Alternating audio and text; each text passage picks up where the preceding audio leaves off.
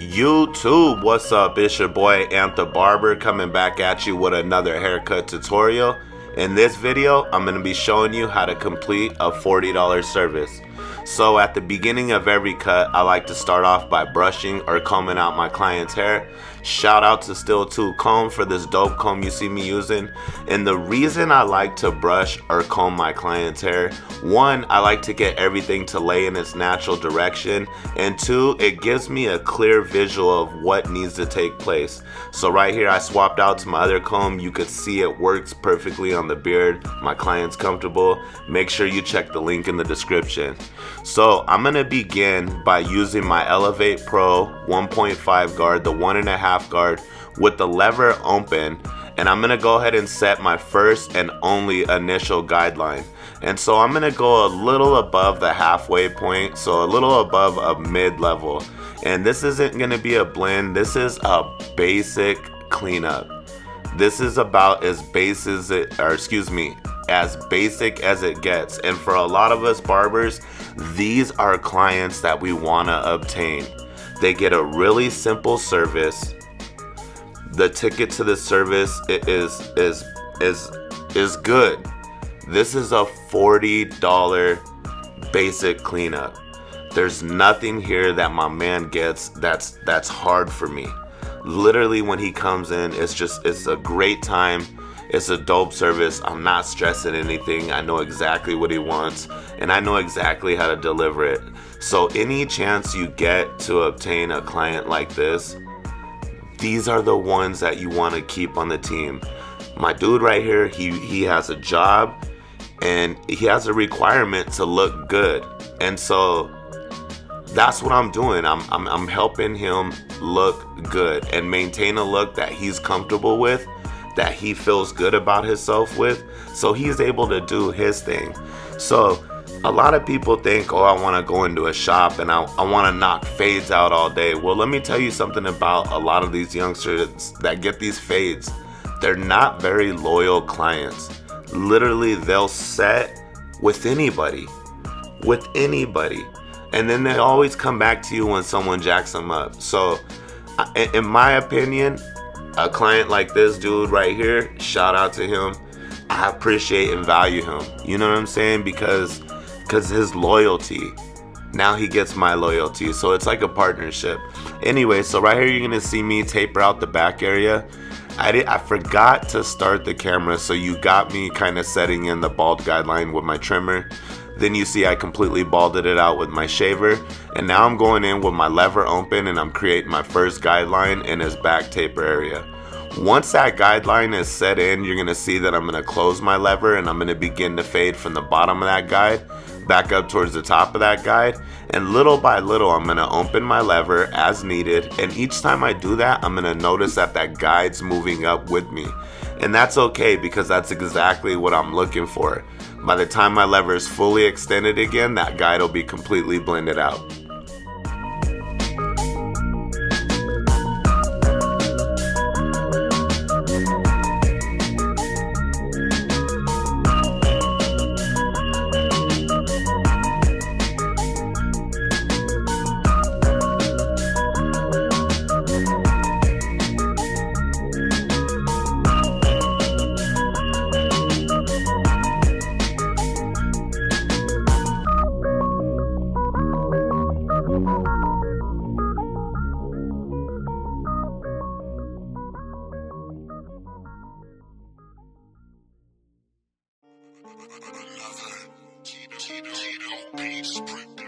Alright, so now that guide's blended out, it's time to move on to setting my next guide. So now I'm going to take my Elevate Pro #1 guard with the lever open, and I'm going to begin to set my next guideline, giving myself the same amount of space that I gave myself in the previous guide because I want everything to stay consistent. So once that guideline is set, I'm then going to close my lever and I'm going to begin to blend from the bottom of that guide towards the top of that guide.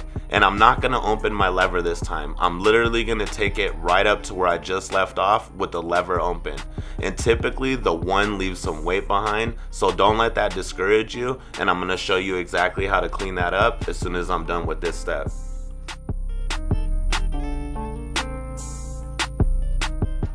So now I'm going to come in with my Elevate Pro 0.5 or the half guard with the lever open, and I'm going to begin to attack that weight that was left behind. So I'm going to come in and I'm going to go right above where that weight is. And I'm going to use the fade process to eliminate that, that heaviness, that weight. But I'm going to fade downwards. So I'm going to close my lever as needed until that guide's completely blended out.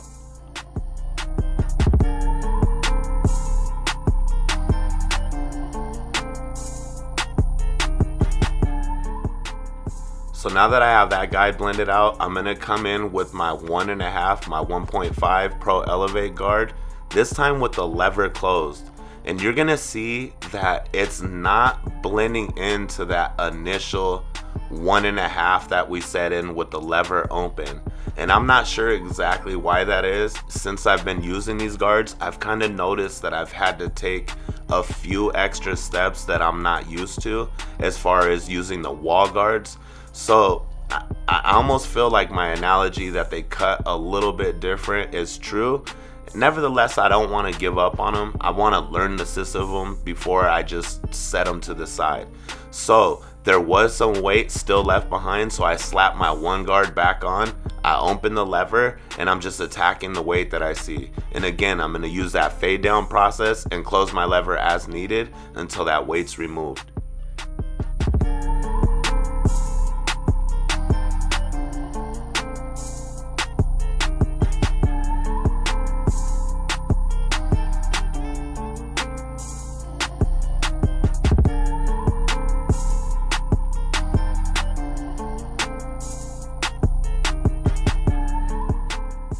Alright, so now you're going to see me come in with my corded and ST outliner, and this does have the GTX blade. I've been asked that, and it does have it, and I'm super happy that I swapped to the GTX blade. And the reason why is the teeth are a little deeper on this blade than the original blade that comes on it. So essentially it allows the clipper to feed more hair, and I feel like it drops crispier lines. So you could see that I'm keeping everything very natural and consistent when I'm doing his back lineup area. Right towards the top of his ear, he has like a scar right there. Like, you don't really notice it when the hair is long, but as soon as you shorten it and you line it out, the scar begins to pop and stand out. So that wasn't me like setting in something that I shouldn't have. It was just something that was naturally there that is now visual. So now you're gonna see that I'm wetting the hair, and what I'm doing here is I'm prepping his hair for some clipper over comb. Just like I said, that 1.5 with the lever open, that's the only guide that I'm gonna set in. So right here, I'm gonna take my wall magic clip with my lever open, I'm gonna take my comb, and I'm gonna begin to remove some of this bulk so I could go ahead and connect the bottom to the top. So when I place the comb on his head, right where I see the weight, you're gonna notice that I'm angling my comb a certain way. I'm not going directly up. What I'm doing is I'm moving it more to like a 45-degree angle. And so what I'm basically doing is I'm tapering the hair right here. This is called tapering the hair. So I'm tapering the hair and I'm trying to connect the blend at the bottom to the weight on top while still giving him a nice shape. So I don't want to go too high. I want to keep somewhat of a weight look because that's the look my client likes.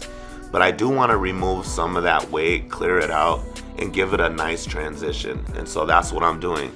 So when I set the comb to his head and I go ahead and I make the angle, and the angle is going to be different depending on the cut and the preference of the client. For this particular case, this is the look that's desired for him. So that's why the angle placement is this. Usually a lot of men like to keep that boxy look, so you'd want the comb to just go directly up. If you wanted that rounded off look, you would angle your comb like at a 90-degree angle. So when you're doing clipper over comb though, and you do choose the angle that you want, what you're gonna want to remove is whatever falls in the teeth of the blade of the comb. So that's exactly what I did. So I'm still noticing that there's slight weight, so I'm gonna use a little shear over comb right here, and I'm using my thinning shears. You know, sometimes people get lost in the technicalities of what a tool is called. I actually call these blending shears because 9 times out of 10 I only use them when I'm trying to soften and blend something together. So what I'm doing here is I'm placing my comb directly on his head, and I'm going straight up this time. I'm not angling it, I'm going straight up. And I'm just attacking the weight that's falling in the teeth, and I'm going at it with these shears. So when you're using these thinning shears, you're gonna notice that not a lot is taken off initially. But the more you open and close that shears, believe me, it will start removing. So although it's easy to feel like you could go crazy with it, you can, but don't go too crazy, because you could essentially jack up your client, or add some texture that you don't want to add on the ridge of his head, because these are also used to set texture or thin the hair out. So now I'm going to re-wet the hair, and I'm going to get ready to do some shear work. And if you didn't notice, I did that clipper over comb in real time, and I'm also going to do the shear work here in real time. I didn't get the greatest angle, but my intentions were good. So I'm gonna try to explain this the best that I can with the angle that I do have. And so right here, you're gonna see me do some basic cutting. And what I mean by basic is I'm just taking what he has and I'm removing some length for it, because this is the look my client likes. It just needed cleaned up. Obviously it was grown out. So all I'm doing is just maintaining his look by removing weight from it.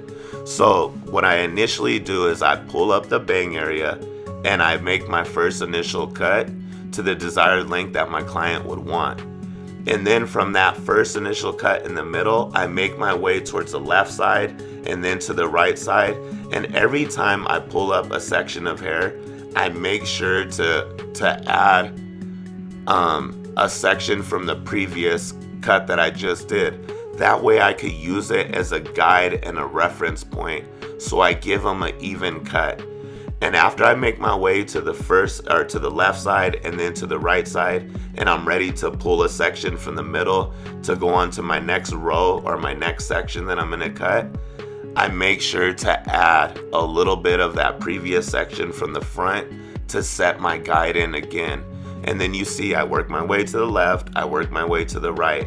And that's how you could just get some basic, simple cutting down. And the more you do this, the more you get comfortable with the shears, the more you're willing to risk and try new things, and the more rewarding it gets.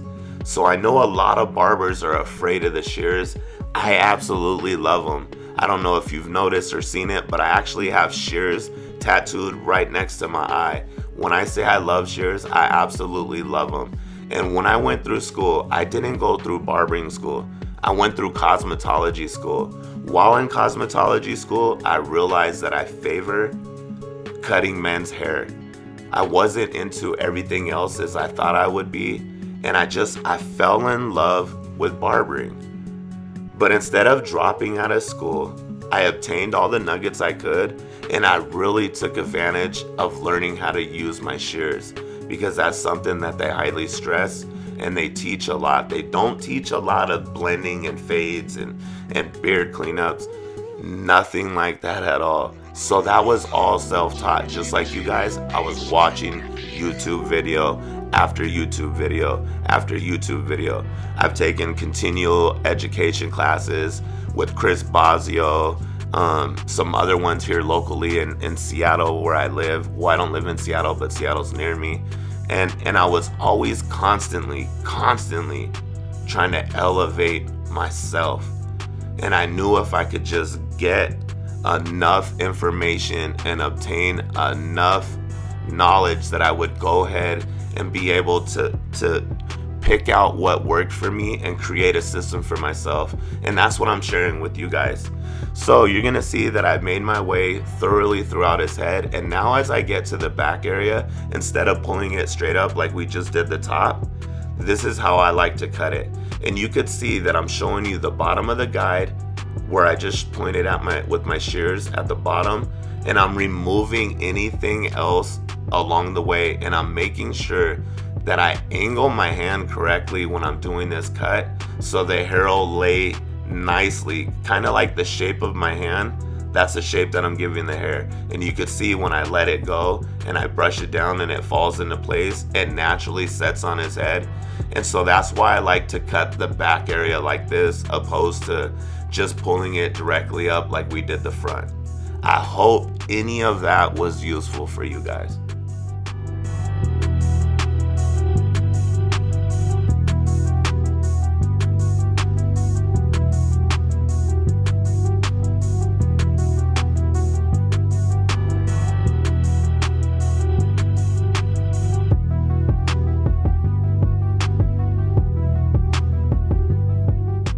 So right here, you're gonna see me do some point cutting. And what point cutting does is it breaks up that bluntness of a freshly cut hair. So see how I'm kind of just cross-checking my work, and I'm making sure that everything's to the desired length that he would want.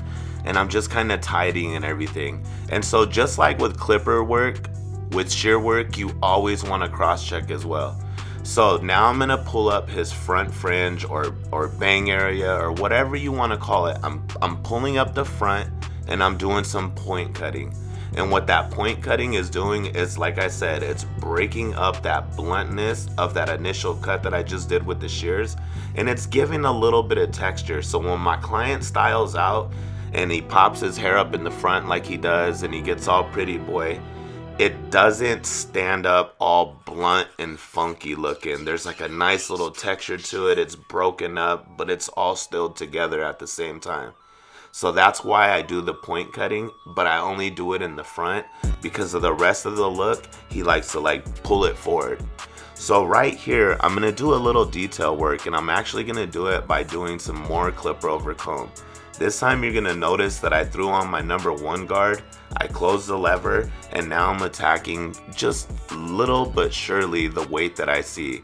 And when I say little, I'm not going in aggressive this time. I'm being really careful and choosy and soft about it because I'm not trying to remove a lot of bulk. I'm trying to connect and soften what's already been removed, if that makes any sense at all. So it's kind of like when you come in with your clipper and you only use a corner of the blade because you're detailing. So right here, I'm gonna do a beard trim, and it says basic because that's exactly what it is. He loves his beard. He doesn't want a new shape to it. He doesn't want a fade in it. He doesn't want anything other than his beard to look nice, full, and natural. So that's the look that he has going on. I'm just gonna clean it up a little so it pops just that much more. So right here, I'm doing some freehand and shape up. So basically I close the lever on my magic clip, and this is the original fade blade. I like to use the flat blade when I do this. And all I'm doing is I'm just shaping it without really removing any weight. So basically I'm catching all the flyaways, so all the scragglies that are just kind of sticking out, and I'm just making sure that everything smoothly comes together. And so right here, I'm not pushing a new lineup or anything. I'm just catching the hairs that would grow out towards the back of his neck area. So I just remove those to keep that shape tidy. Right here, I have the 1 guard on again with the lever open, and I just remove some of the weight on his mustache.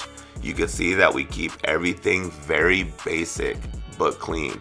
Got his lip cleaned up. You can now see his lip again.